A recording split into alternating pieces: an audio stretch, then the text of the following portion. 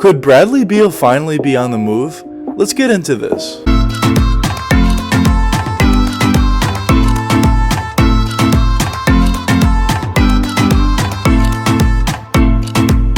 Despite all the potential rumors about Bradley Beal, over the years Bradley Beal has been extremely loyal to this Washington Wizards organization. Although the Wizards have never really been a true winning organization in terms of being able to go past the first round, Bradley Beal has always stayed very loyal and true to them and always re-signed with them at any chance possible, or whenever there were trade rumors, he never demanded a trade or requested a trade. He was always very loyal to that Washington Wizards organization. But now recently there's finally been reports out that Bradley Beal is actually thinking about if he should request a trade or not. So this is a huge step for him and a big difference between now and in the past with Bradley Beal. Before we talk about the legitimacy of these reports or what potential teams Bradley Beal could actually go to if he does leave the Wizards, let's first talk about what Bradley Beal does and what he provides to a roster. So when you think about Bradley Beal, the first thing that you think of is just scoring ability. This guy is such an incredible scorer. He can score in so many different ways, and we saw that exactly last season where he was averaging 36 points per game last season, which is just incredible. But how is Bradley Beal able to score that many points so efficiently as well? Let's start first talking about his main ability, which is his shooting ability. So when you talk about Bradley Beal shooting from that 3-point range, he's obviously very prolific. This previous season, he shot 35% from deep, which is decent, but it isn't crazy good. But the reason why I don't think it was higher was because the amount of threes he was taking. He's a main scorer on his team on the Wizards, obviously, who weren't a great team, so they relied on him pretty significantly to take a ton of shots on their roster. And I think that's a big reason why his percentage is only at 35%. Although 35% is definitely pretty good in the NBA, compared to the shooter that Bradley Beal is, and I know that he is, I think he could definitely be a way higher percentage shooter if he was on another team that didn't necessarily fully rely on him to take a million threes per game. But from that 3-point range, you could see how he can score in so many different ways. He's very efficient at that catch and shoot 3-point shot. I think that might be his best, but also he has a ton of dribble moves to get himself open at that 3-point range. He can do a little bit of a sidestep, a step back, a crossover. He just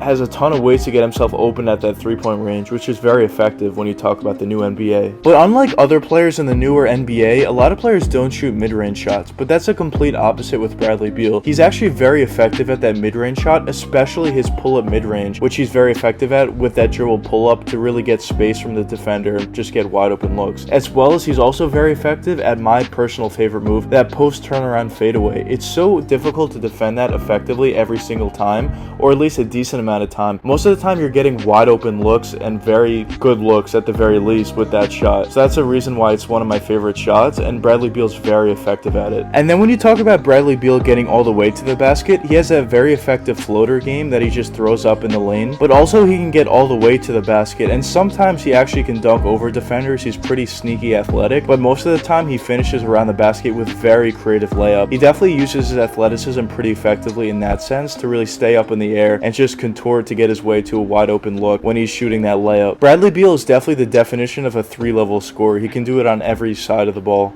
And one thing that throughout his career he hasn't been doing, but one thing that he kind of improved this previous season, is his passing ability. He was definitely finding his teammates a little bit more. Still, that's something he definitely needs to work on, and his main ability is obviously his scoring ability, and that's something that he should definitely lean on, of course. But it would be nice if he would be able to find his teammates a little bit more, and that's something that he has shown improvement on, so that's something good to see going forward. So I think to any organization, anybody needs a scorer, especially when you're talking about the level that this guy currently is at. I think he would help basically every team in the NBA. Now, of course, on the defensive end, Bradley Beal isn't a good defender, but I don't think he's completely god-awful. I think he's just okay at the very best, I would say. But now let's talk about the legitimacy of these reports. Do I personally think that Bradley Beal is going to leave this organization and request a trade after years of being so loyal to the Wizards, time and time again, after being able to leave in free agency a few seasons back, after being able to request a trade when there were so many rumors about it that Bradley Beal was going to accept one, or request one, I should say. Obviously, I personally think that Bradley Beal, if he's thinking about asking for a trade, I think more than likely he will ask for a trade, because I don't think they would put reports out there that he's thinking about it and he would say that personally that he was thinking about it if he wasn't going to leave, because now that creates a weird dynamic with your teammates after you potentially wanted to leave and then you come back. I think it's just a weird dynamic in that sense. So I think he definitely will request a trade. Now it's up to the Washington Wizards if they're actually going to trade him. They could do a thing where they would just hold him for one season just to see how it goes, and then after that maybe everything would die down. If the Wizards are either a really good team or just middle of the road, honestly, everything may die down again, and maybe Bradley Beal would just stay long term after that and everything would just go away. Or the Wizards could take another route and actually just straight up trade Bradley Beal to whoever gives them the best offer and then be done with it and really start to rebuild, because there's also reports that Russell Westbrook might get traded to the Los Angeles Lakers, so they could completely blow this up. They have the opportunity to get a ton of draft picks. They already have some nice young players on their team like Denny Avdia and Rui Hachimura, so maybe that's the route they would go. But I personally think there's a very decent chance that Bradley Beal does end up getting traded pretty soon. But now, who could he actually potentially go to? Let's talk about potential few teams that would actually have enough to trade for him. So now let's first start with my New York Knicks. How could the New York Knicks get him, and how would he fit in with them? So I think for Bradley Beal, typically if you're going for a superstar, you're typically going to have to give up a baseline of 3 first-round picks. But I think with Bradley Beal, people don't view him as necessarily a superstar at this point,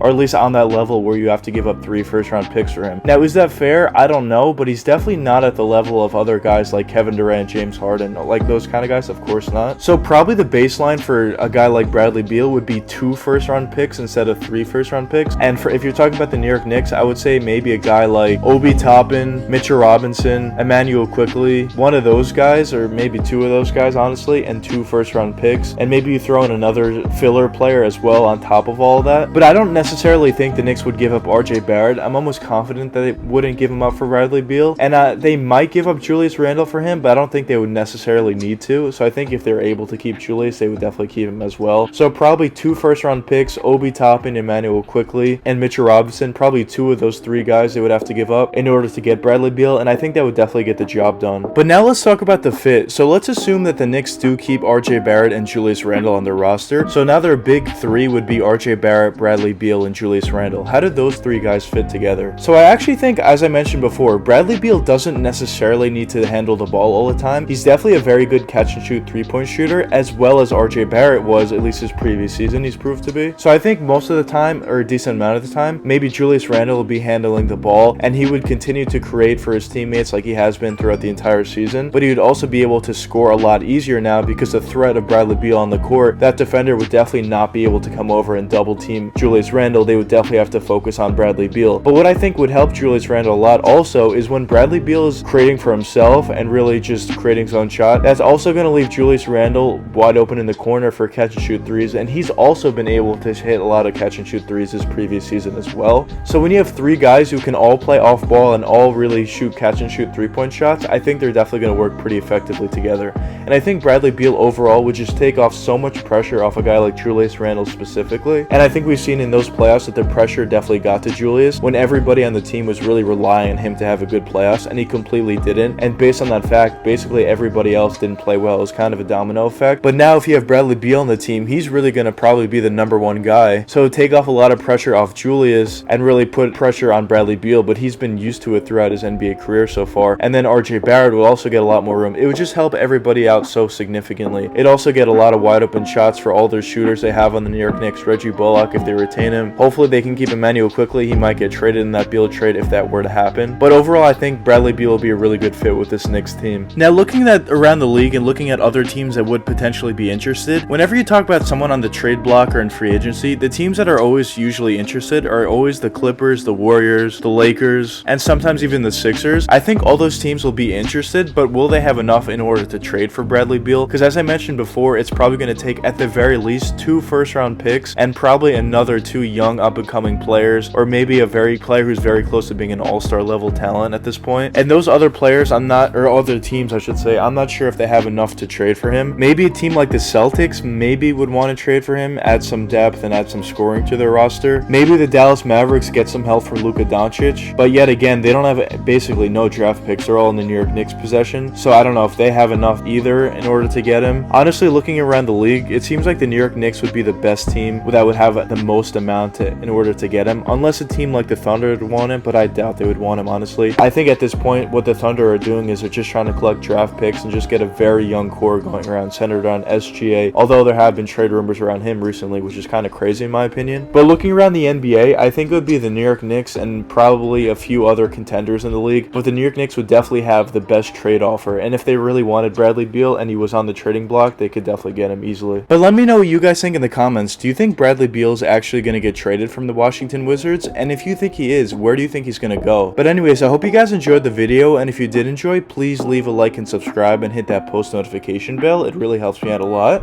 Until next time, peace out, guys.